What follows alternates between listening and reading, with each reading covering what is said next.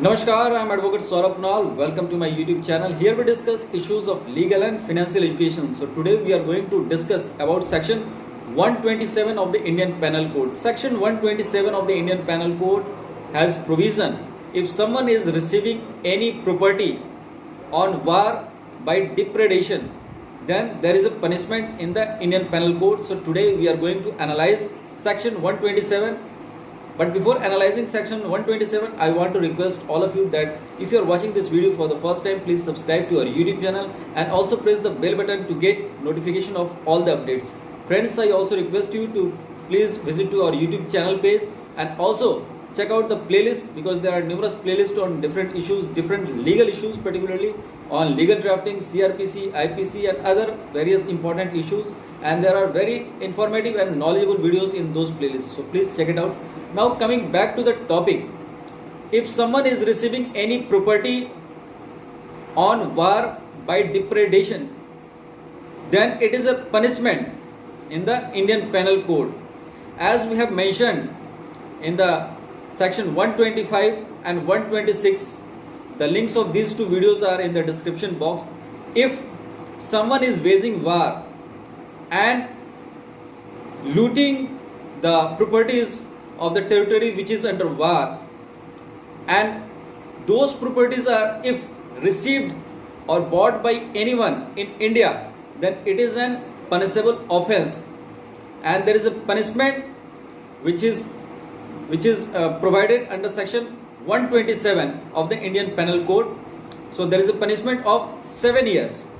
There is a 7-year imprisonment for such offenses for receiving or buying any property through such means. So the provision is under section 127. So before analyzing the section 127 further, it's very important to read and understand section 127 through the bare act before analyzing it further. So section 127 of the Indian Penal Code says receiving property taken by war on depredation mentioned in section 125 and 126.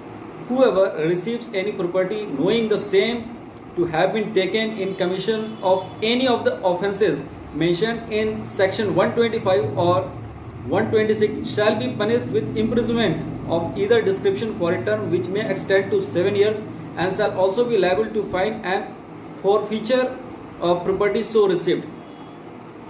So if someone knowingly receiving such property which has been mentioned under section 126 and section 125 of the Indian Penal Code, it means if any country which is having a peaceful and friendly relation with India, and someone by waging war or through depredation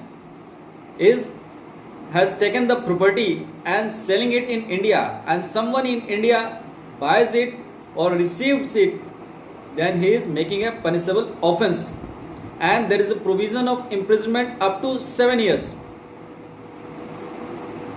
Now, what is the classification of such offenses? Such offenses are cognizable offense, means a police official can arrest anyone on charge of section 127 without warrant.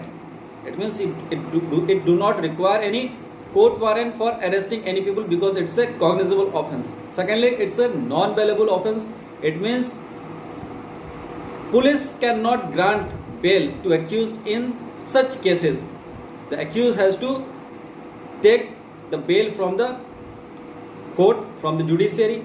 Thirdly, such offences are of serious nature, and that is why such cases are generally triable in the court of session. And finally, such cases are non-compoundable. It means there is no scope of any compromise between the parties. So this is all about section 127 of the Indian Penal Code. If you like this video, please like it and share it with your friends and colleagues. I will be coming again with more videos like this. Till then, take care. Namaskar.